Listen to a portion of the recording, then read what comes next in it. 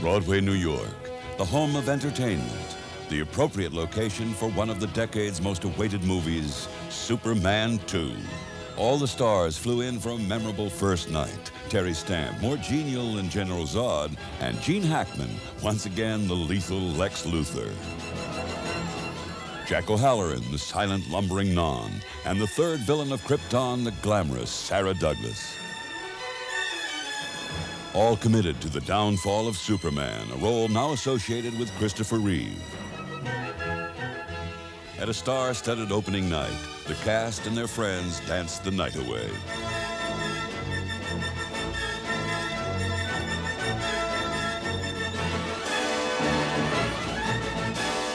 Henry Kissinger, Princess Caroline of Monaco, and Sergeant Shriver were just a few of the fans to come along.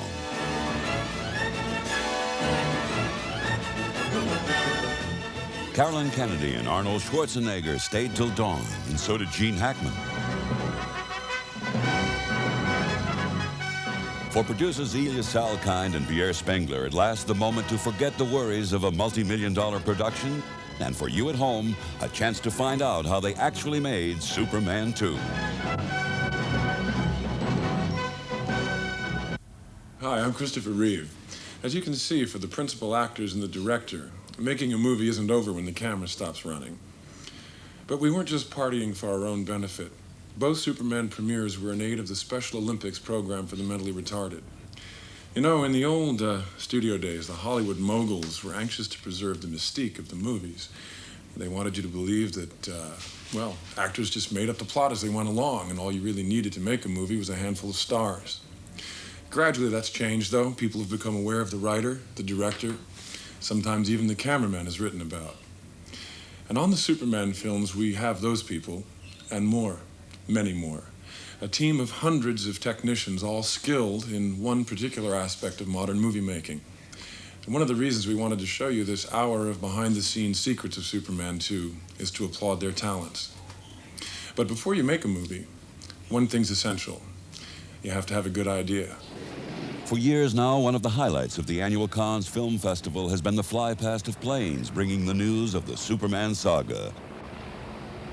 The initial idea of making the American hero into a major motion picture was that of Elia Salkind. He persuaded his father Alexander to back it, which was easier said than done.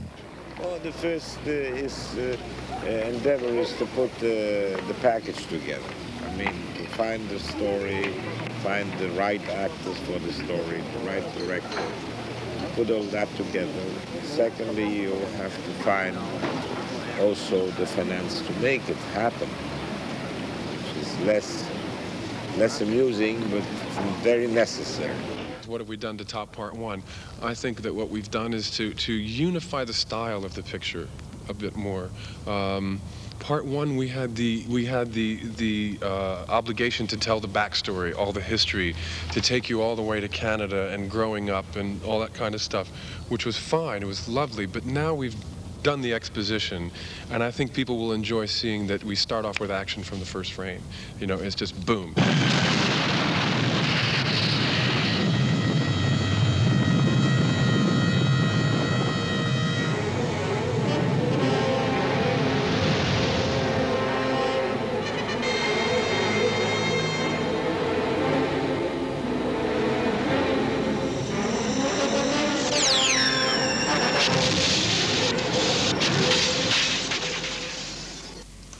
The basic problem was that the first film, people went to it and said, prove that a man can fly. Director Richard Lester. They go to the second film saying, of course that people can fly, now show us something.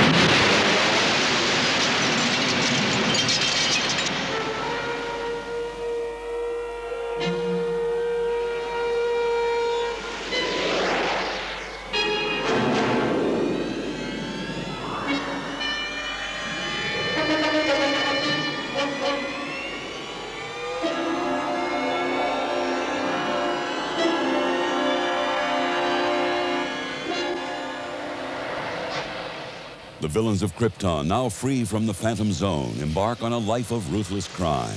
They are led by General Zod, played by Terry Stamp. And I play General Zod like a galactic Hitler, you know, terribly serious.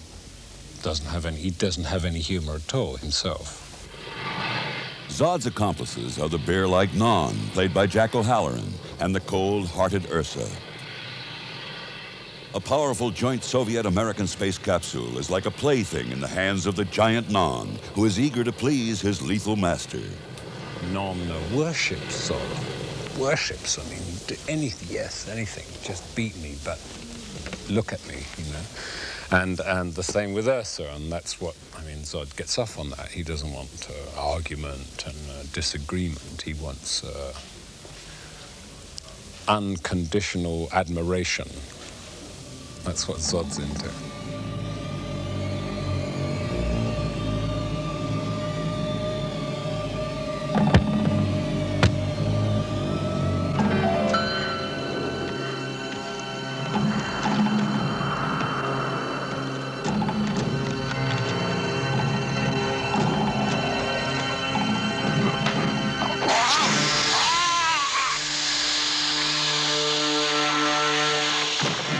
The English actress Sarah Douglas plays Ursa. She is evil. She doesn't make any bones about it, but I think it's the innocence in it.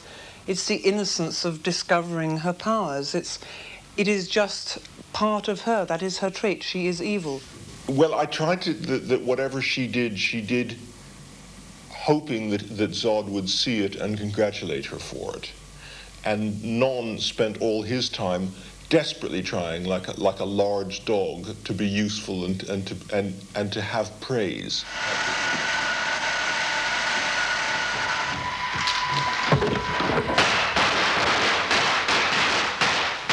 It takes little time for the Terrible Three to penetrate the heart of the free world, the White House. Once again, an elite army of stuntmen take on the spectacular action of a Superman film.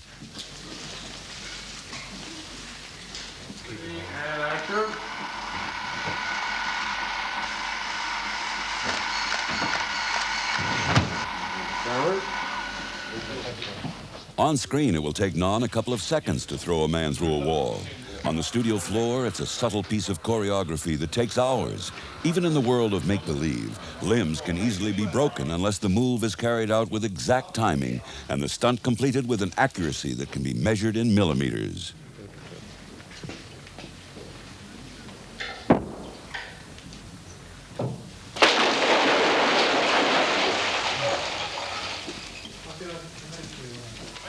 Cameras 3, 1, 2, take 2. Action!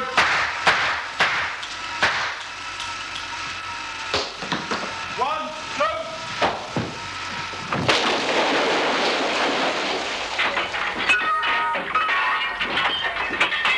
The president's bodyguards may have had their bad moments in the past, but never before have they had to contend with a foe that's bulletproof, indestructible, and not the nicest aliens you'd wish to meet. Zod is the bad apple, you know, he's the big bad apple. I don't want him to be a multifaceted character. He should be absolutely predictable.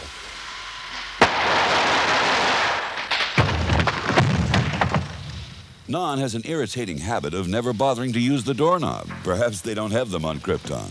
And, having entered the inner sanctum, the Oval Office, General Zod displays a total disregard for the dignity of earthly politicians, and, for that matter, everybody else. No, he doesn't have any respect for anybody on Earth. I mean, he doesn't look at anybody.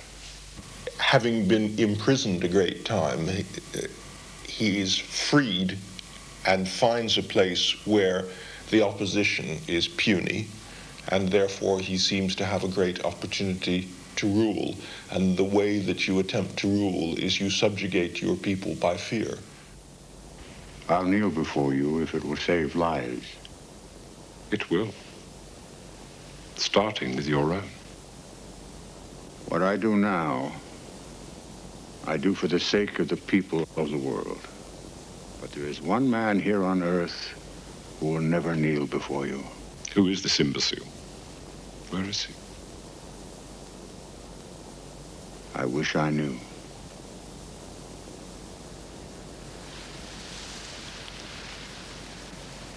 Yeah, because people don't hang around that long. Even if people get murdered in the subways, you know, they do a thing like... The one man who will never kneel is in his earthly disguise of Clark Kent. Christopher Reeve has been on the Superman set for 3 years now. It's become a way of life. Ready? Take one. Speed camera.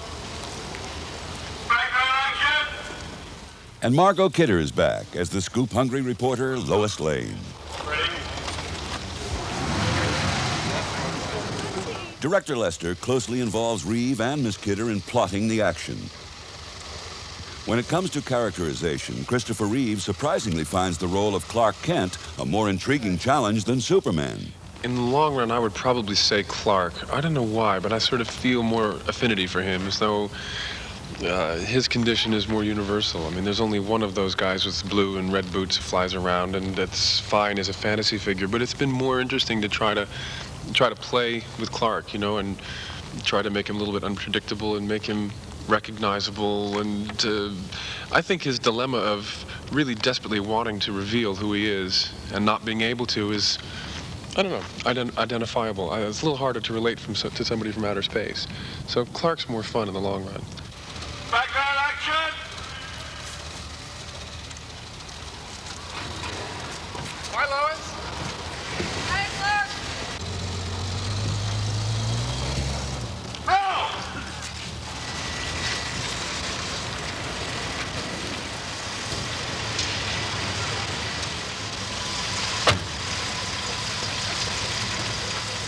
Have you ever heard of crosswalks? Yeah, but you know,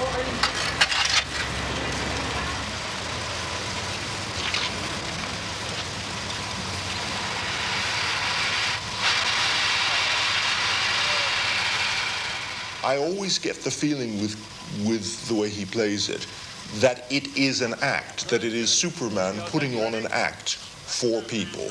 There is always a knowing quality that he is behaving. He is Superman, a man under control, who is playing partially the part of a buffoon. I really did it to it, didn't I? That was a hell of a shot. Does it bother you at all that we played it sort of more over here? No. You can get around that, okay. I couldn't tell. And also, what about the speed the guy was going at? It seemed to be no more than about sort of 15 miles an hour. Can you do that much damage in 15 miles an hour? When you hit a brick wall, yes. Okay. I think if you do it any less, it won't So be you won't funny. see the fact that I was actually doing that, right? No, sir. Okay. You know, That's good. less than that, it isn't funny. No, but no. But that's funny for me. So it's a little, what we do is you cut to the private anguish of the cab driver. That's right. He comes out and goes... It's one of those, and everybody else, typical New Yorkers, like, eh. Yeah, You know. yeah, I'd say like that. Most New York cabs look like that when you get in. check. A Superman film requires more draftsmen than it takes to plan a small town. The attention to detail is incredibly meticulous. The process of creating a widescreen epic requires a blend of many ideas. Once the writers, David and Leslie Newman, have written a scene in the script, it is then the job of director Lester to see how he can make it visual.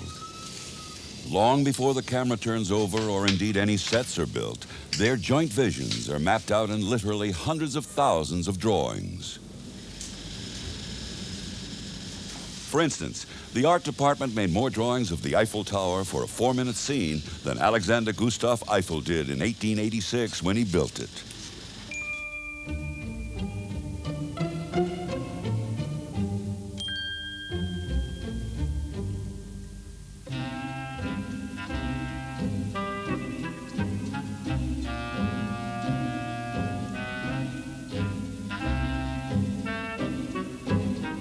There may be only one Superman always seen in the same familiar outfit, but to ensure his costume is spotless, he keeps a few spares. Not only that, each cape is specifically designed to accommodate whatever maneuver he is carrying out, taking off, flying, landing, or just striding along the street.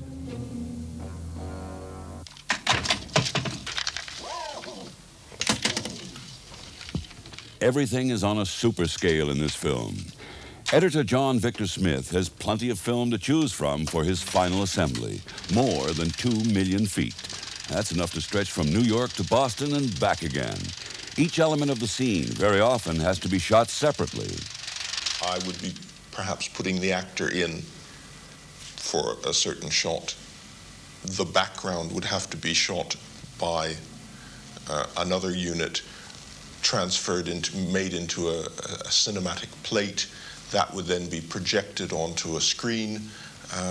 Then perhaps part of a model shot would be added to the space around the actor. This area here, that is original, which we shot on the floor some weeks ago. Sometimes the vast sets aren't vast enough. Ivor Beddoes paints a glass surround for the Fortress of Solitude. It's known as a matte shot. So I've got to put on parts of it which never exist on the set. The plot of Superman 2 involved the villains arriving at the Daily Planet in Metropolis, or New York as we know it, and then taking a large bite out of the Big Apple. Clearly, it would prove impossible to shoot scenes of mayhem in the streets and skies of Manhattan. So a detailed New York skyline was constructed in miniature 3,000 miles away in Pinewood, England. Every building had its own elaborate lighting systems, this time immune from the blackout that interrupted the shooting on Superman 1.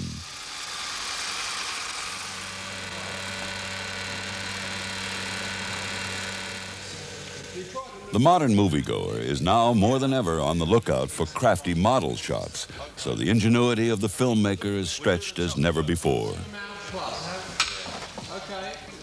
The shots of this street will never last more than a few seconds, yet every car has its own working headlights. Here we go now, black and white. So not moving, Peter, just lights on. Right, on. It would be a perfect but expensive Christmas present for a lucky child. It's only like tennis. Once that's been developed, we want to develop and change it. Richard Lester's role is as much master coordinator as director. It's a question of accurate micro-planning. I think the difference between this kind of film and a normal film is that you have to, in certain key sequences, which are basically the big special effects sequences, know in advance precisely what you want done. Therefore, you write them very carefully, you storyboard them, and that is that you draw every frame, and everyone working on the film has a copy of the storyboards, which is a great book of drawings. And in each of the drawings shows precisely in what direction a person moves, how far he moves, and how long the shot will last. And in each camera, we put a little grid so that we know we can break up into a whole series of 64 squares precisely where everyone is in every frame. And then so that when all these bits of film are superimposed upon each other, it will look like one shot. Even learning how to fly was a thing that kept me busy for a long time. The problems of front projection, the problems of mirrors and things, you know, that's been an education. Now in the studio for Superman 2, other techniques are tested and tried. It's a cruel ordeal for the actors who are balanced high on the pole arm for hours at a time. A new camera was invented and then adapted in the quest to put realism into the flying. It has to be able to dive and rotate, simulating flying itself, and also it has to be able to project film and shoot simultaneously.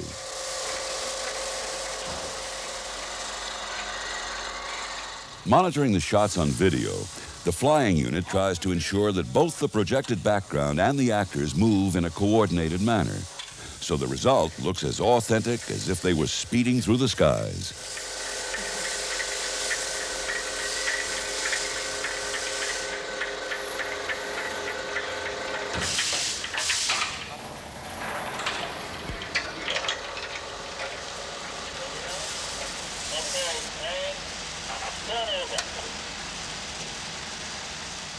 Right. Back on Earth, editors John Victor Smith and Peter Watson carefully try to plot in a foreground so Superman will seem to hurtle through the stars. So, it comes in from right. Comes in right to left. Do you think... Oh, no, we can't get away till his feet are in, can we? No, his arm is the last to go in. Take a bit further until his arm's in. Now, from now on, this is the first frame. Yeah, I'll mark that. Yeah, he's well clear there, isn't he? I'll mark that frame. Yeah. When he's totally in. You can start reducing gently and possibly... Now, as he goes off...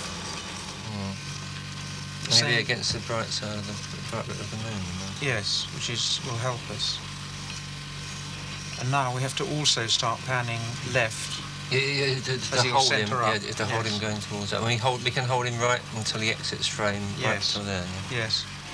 But we haven't told you everything about flying. For instance, how did they manage to get these 5 actors to weave in and out of the pillars of the Fortress of Solitude as if they were fish underwater? Hey, never heard of parachutes?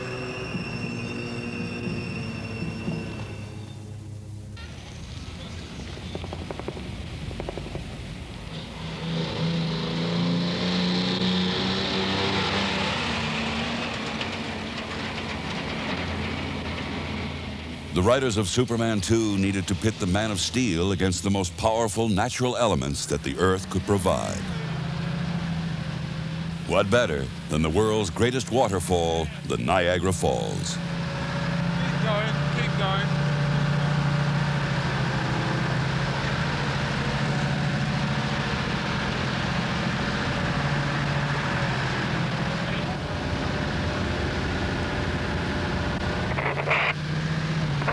I would like to take up the cage as far as the possibility allows. You want to go up higher?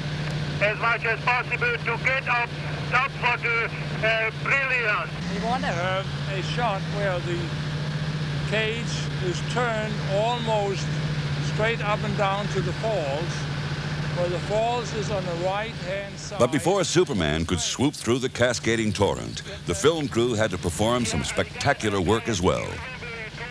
It was essential to anchor a camera and its operators high in the sky, 500 feet above the potentially lethal Niagara waters. The camera crew needed cool heads. One false step, and you're somewhere under the rainbow. Did you get that? Turn the clock, the cage anti-clock. Come in again. If you do have the misfortune to fall, there's only one man on Earth who can save you.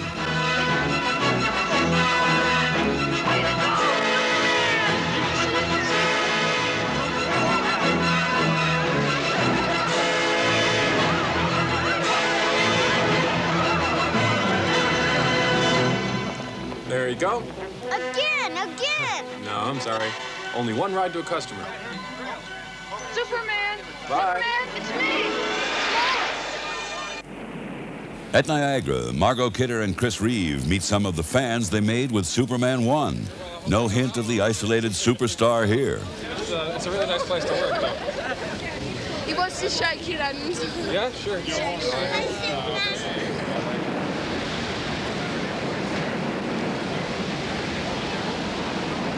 Talking to me. Is that it? Sure. I didn't know.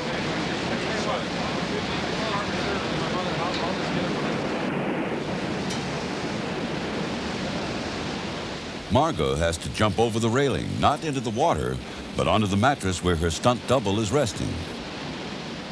It would be too dangerous to ask even an experienced stunt woman to jump into these vicious waters. So, with the no-expense-spared planning that characterizes the Superman film, the base of Niagara Falls was recreated on the back lot at Pinewood. Lois Lane's double is wearing the olive green trouser suit and pink t-shirt. The camera is poised above her.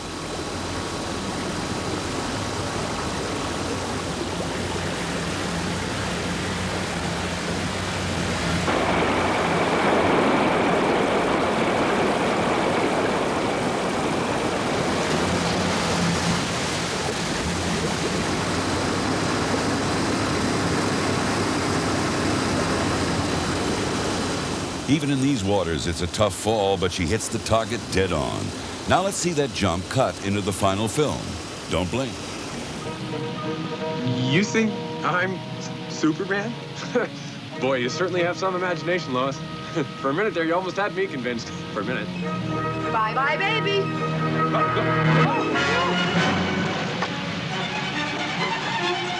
Oh, my God. Excuse me, please.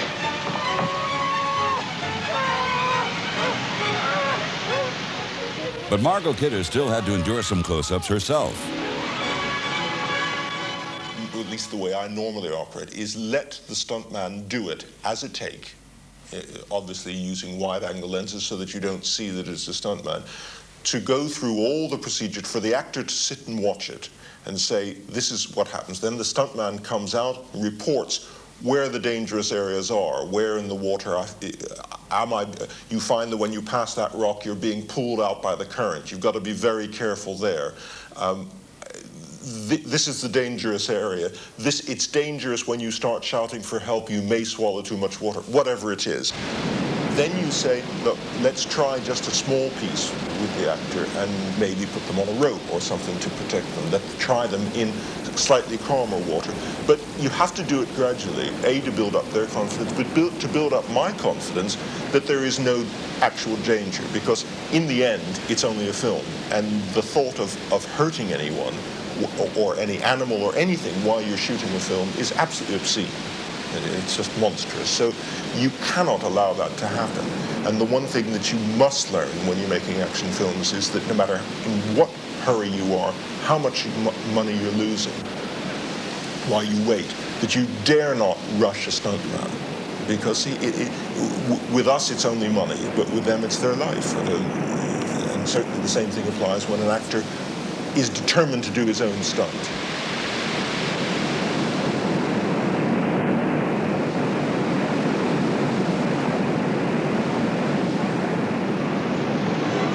Buzz, you all right?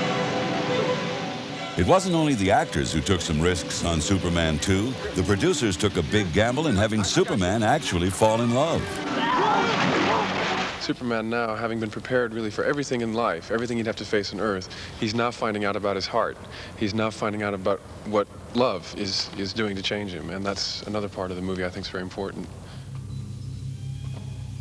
So what do you think? You like it? Like it? It's incredible. I mean, not that it couldn't use a woman's touch, you know, especially around dinner time. Dinner? Oh, I'm sorry. See, I don't usually do too much about... Listen, tonight, sky's the limit. Anything you want. It was a risk if, in fact, it had been, as it was originally written, that it was Superman with all his faculties and powers in bed with a human being. I think that is an amusing risk, but certainly a risk. Here, cheers. Cheers. For the first time in my life, everything's clear.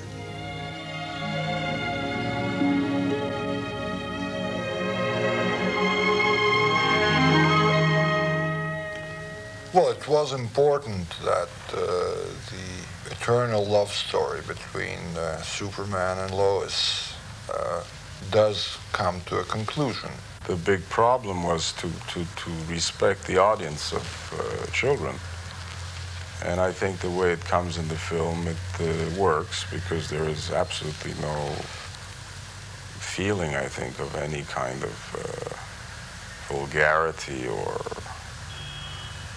any kind of, you know, there's so many words I could use here, but anything unpleasant for children. Mark McClure is photographer Jimmy Olsen, not quite a child, but the youngest member of Perry White's staff. And Perry himself is once again portrayed by the former child star Jackie Cooper. So from the beginning it goes now. Now, right. I can't understand it. Where is he? I mean, he shows up every time a cat gets stuck in a tree. I tried to write a series or reshape the existing screenplay so that there was always every other scene or every third scene so little special effects within that sequence that the actors could perform in a naturalistic manner. Oh, sorry, you weren't here. Could you see See Daily Planet sign? Up top there, there's a little sign, cross. Oh. I'll go find it. Excuse me. Yeah. And I shot them in a normal, relaxed manner with no marks on the floor and freedom to change lines and perform in a way where they were not restricted in any way by camera movements or positions or grids within the cameras. That's too long. Yeah, it is too long. And I think you need a very steady move across so that he can watch it. Richard. Yes, sir. Suppose I finish the game plan speech. Watch. Let's start from the beginning. Right. And then notice it. Ready? David? Yeah. Turn.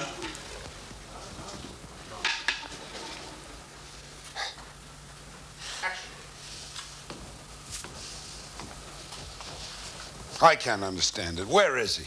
I mean, he shows up every time a cat gets stuck in a tree, and now he decides to pull a disappearing act.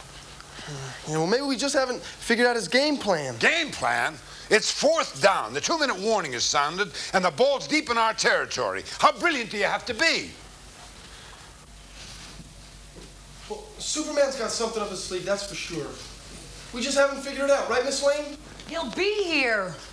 If there's any way at all, he'll be here. See? And she knows his plays better than anybody. Yeah, better than anybody.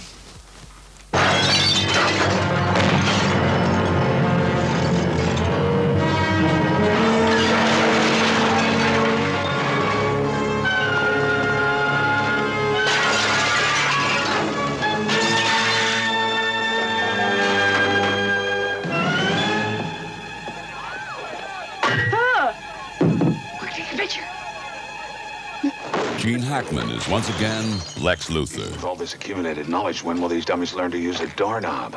I like to see him as being playful, even though it's written in the script he is a villain. I don't know how to play a villain because, you know, villains really, for my experience as an actor, is that you can only play what's in you, finally. If you play beyond that, then it becomes false or it becomes like a comic book character. I can only, you know, if he's villainous, it's what he says from the script. It isn't that I'm going to sneer and people are going to hiss at me. You should see the White House. They've been cleaning for months. Lex Luthor. Well, I've learned things about films that actors really don't need to know. I mean, like how blue backing works and things like that, which I might have been better off not knowing. But it certainly has killed the time. It's helped it to go faster. I've been here for nearly 3 years, you know, and I've enjoyed learning about how a model works and about how the difference between putting on a 75 versus a 40. When you're turning, do you ever let it go and catch it like that? Yeah. How can you catch it without getting a bump on it? You know, without getting a hitch? Yeah. I don't mind so much when you See, but if you spin very hard, you're gonna get a hitch as you stop it. Well, we're trying to Steve something. For Christopher Reeve, the Superman set is sometimes better than attending film school. Anyway, thank you very much for this. The Fortress of Solitude had to be completely rebuilt for Superman 2. One of the main scenes is when Superman renounces his powers and gets destructured. Right. Any last words before you get destructured? Right, stand quiet on stage, Talk to please, my boys. agent. Contrary to all rumors, we will be turning sound on this one. I'd like to hear the rehearsal. That's the definition of it.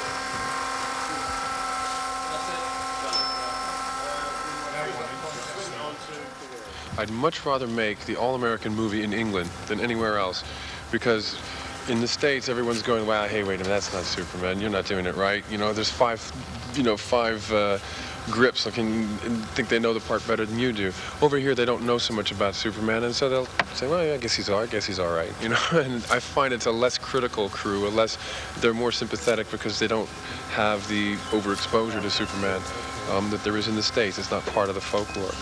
Feel much more of a sense of freedom. Right. Action, Chris. I'm walking and I'm walking.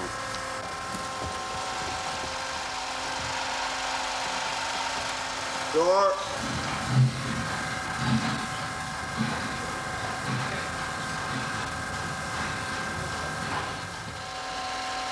Now.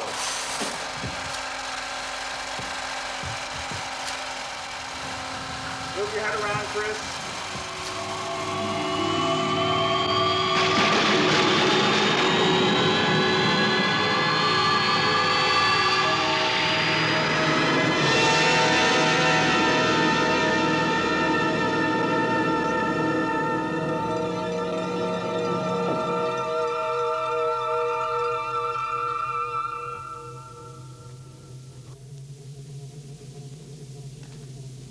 And now, finally.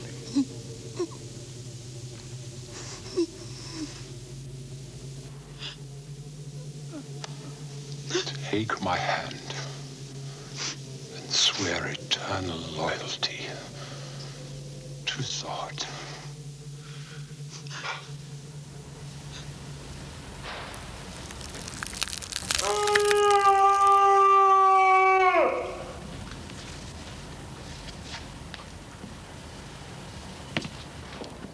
Being hurled backwards holds all the terrors of flying for Terence Stamp and more.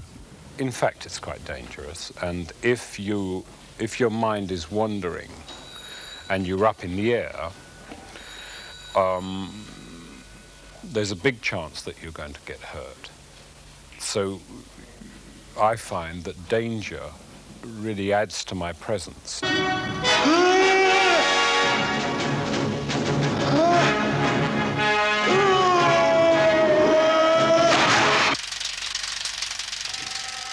Some of the footage was shot more than 2 years previously and is cleverly blended in with the new material.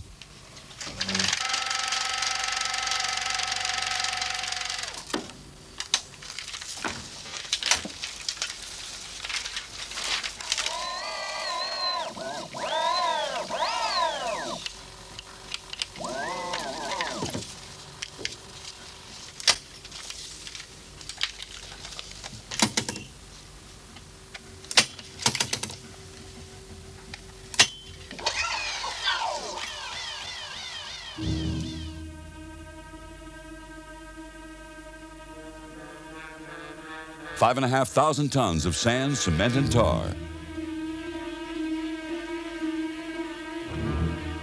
250,000 feet of timber. 6,000 cubic yards of concrete. 500,000 feet of scaffolding. 66,000 sheets of plywood. 10,000 square feet of glass helped to make up the $4 million spent on building New York's 42nd Street in England. The whole street was built in Pinewood. Obviously, it was impossible to shoot in real Manhattan, which, of course, is metropolis, as we all know.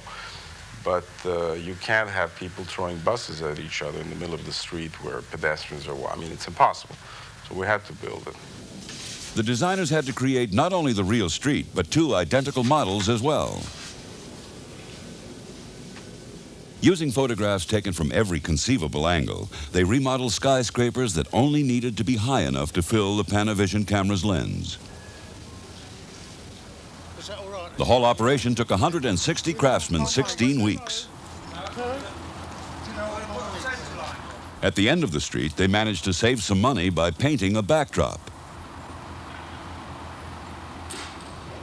This white line will never be seen in the film, but the artist just wanted to make it look perfect. The 30 lampposts had to be real. I want to see you. But where there was a danger of a building or a shop coming under the camera's scrutiny, everything was fully recreated, down to the most minute detail.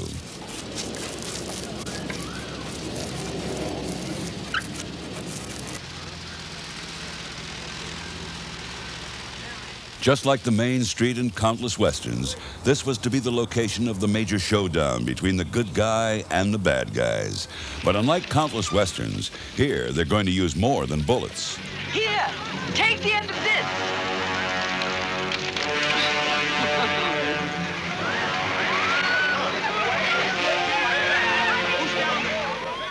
I actually lifted the bus up, and of course that enormous bus with 40 people in it has got a chain on it, and it's on a crane. That's how they do it.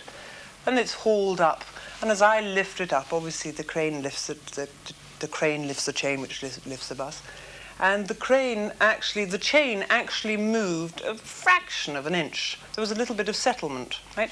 So, of course, I went on holding the bus. Instead of just relaxing my arms, I went on holding it because I was Superwoman. I was a Superwoman for that minute. And afterwards, of course, I tore all these muscles here. Richard said, why did you go on holding it? And I said, well, for that split second, you do believe that you have sort of extra strength. Push their hands up if they can. Yeah, rather than but drop instead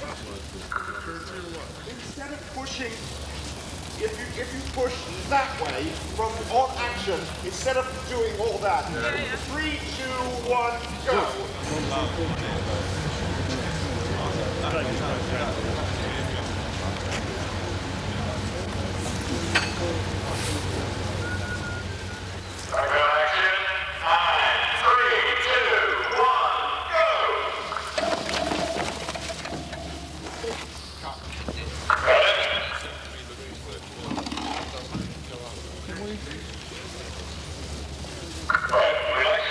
Sarah, take an inch to your right. Bit more. There. Down a bit with your hands, Sarah. There. Good. And 3, 2, 1, go!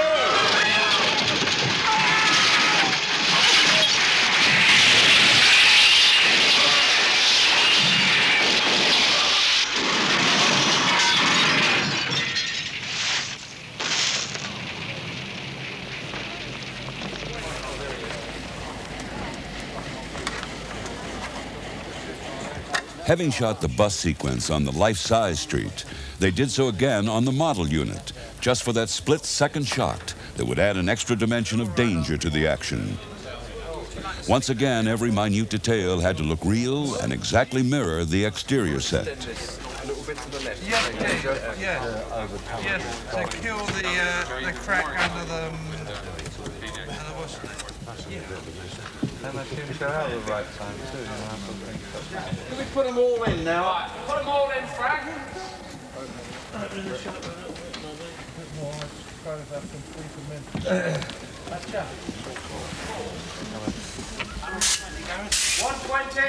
Turn over.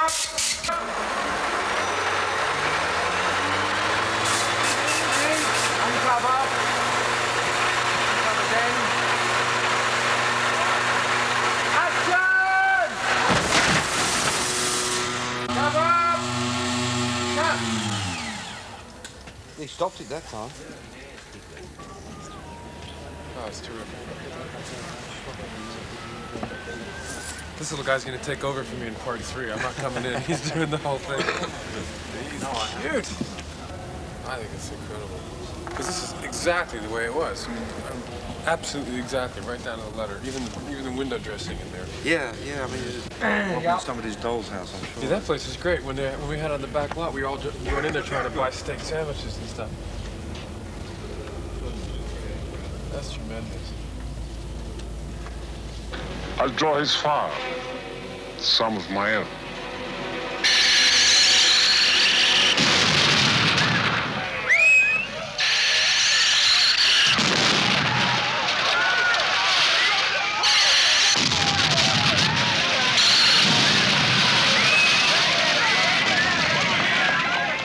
The explosions look real, and that's because they are real.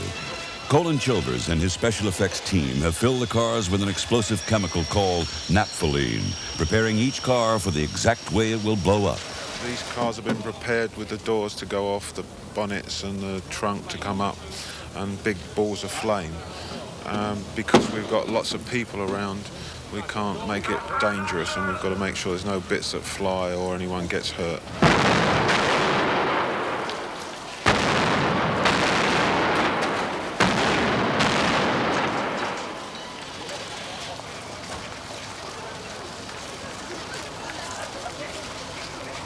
once one got onto the street, I found that it was very much like ordinary filmmaking, because although the effects in that street were more like ordinary action filming. For example, there's a whole sequence where the villains use their super breath to create a kind of tornado that sweeps people down the streets. Once you know how to do that specific effect with one stuntman, it's very easy to ad-lib, and in fact in a period of 3 nights we ad-libbed that whole sequence, and it wasn't something that had to be written out in advance. It was, and therefore for me it was a delight, it was a joy to be able to go up and invent gags on the spot.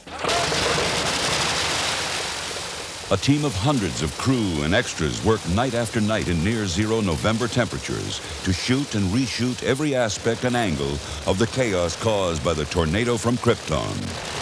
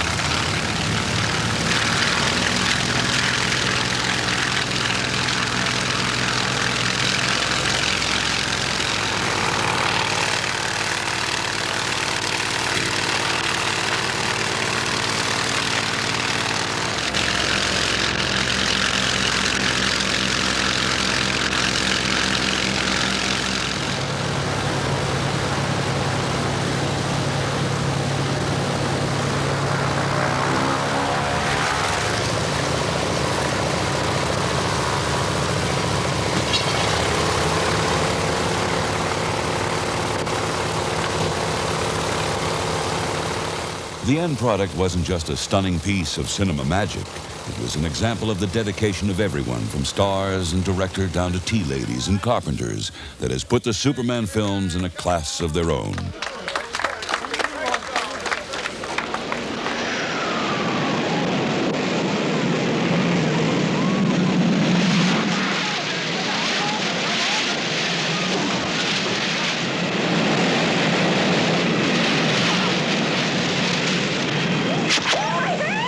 We can all say on Superman, really, that there was not one place where it didn't go well. It goes someplace better, someplace much better, but it's always done very well all over, wherever it went. I think I don't know if he exists, I think he should exist.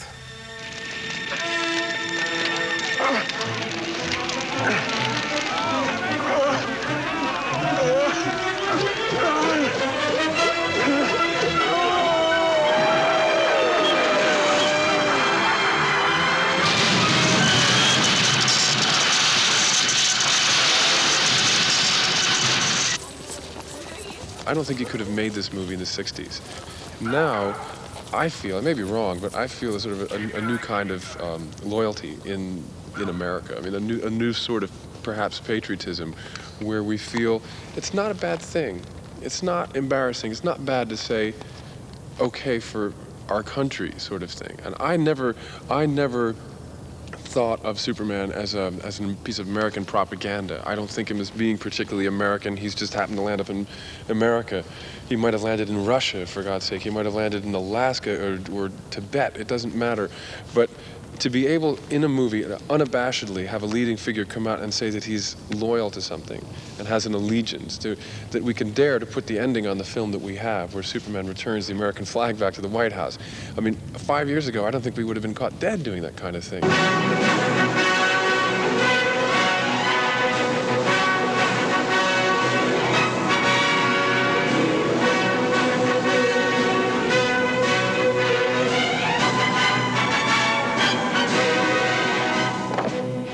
Good afternoon, Mr. President. Sorry I've been away so long. I won't let you down again.